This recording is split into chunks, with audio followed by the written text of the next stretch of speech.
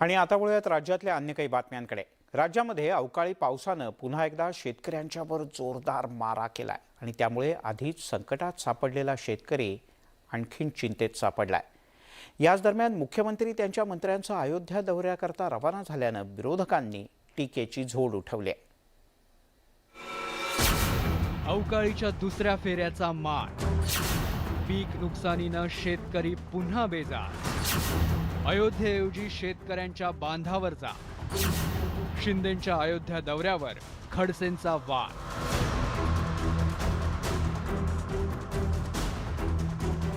महाराष्ट्रातील शेतकरी पुन्हा एकदा अवकाळी पावसाच्या दुसऱ्या फेऱ्यात भरडून निघतोय।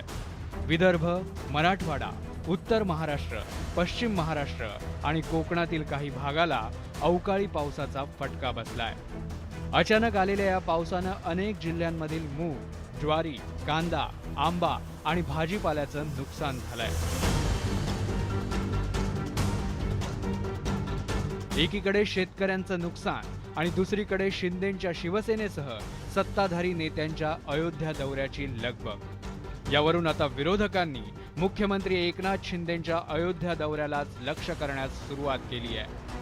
शेतकरी संकटात असताना अयोध्येला जाण्याऐवजी मुख्यमंत्र्यांनी शेतकऱ्यांच्या बांधावर यायला हवं होतं, अशी टीका राष्ट्रवादीचे नेते एकनाथ खडसेंनी केली आहे। अतिवृष्टी होते आहे, आत्महत्यांचं प्रमाण अलीकडच्या कालखंडामध्ये वाढलेलं आहे, महागाई, भ्रष्टाचार वगैरे इतर विषय नेहमीचे आहेतच, पण हे सगळे विषयांना बगल देऊन माननीय मुख्यमंत्री अयोध्येच्या दौऱ्यावर गेलेले।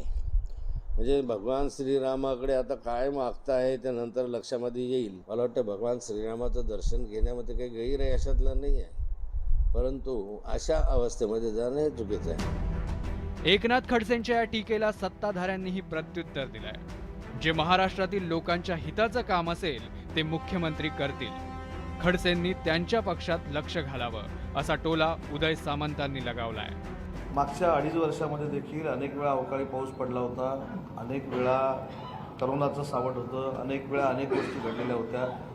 तर आज खडसे साहेब ज्यांच्याबरोबर बसत आहेत त्यांनी अनेक दौरे केलेले होते। त्याच्यामुळे खडसे साहेबांनी मला असं वाटतं की या सगळ्या गोष्टीमध्ये त्यांच्या पक्षामध्ये नक्की काय चाललंय हे बघितलं पाहिजे। एकंदरीतच आधीच्या अवकाळी पावसामुळे झालेल्या नुकसानीची भरपाई अजूनही मिळालेली नाही आणि त्यातच पुन्हा एकदा शेतकरी अवकाळीच्या माऱ्यानं घायाळ झालाय।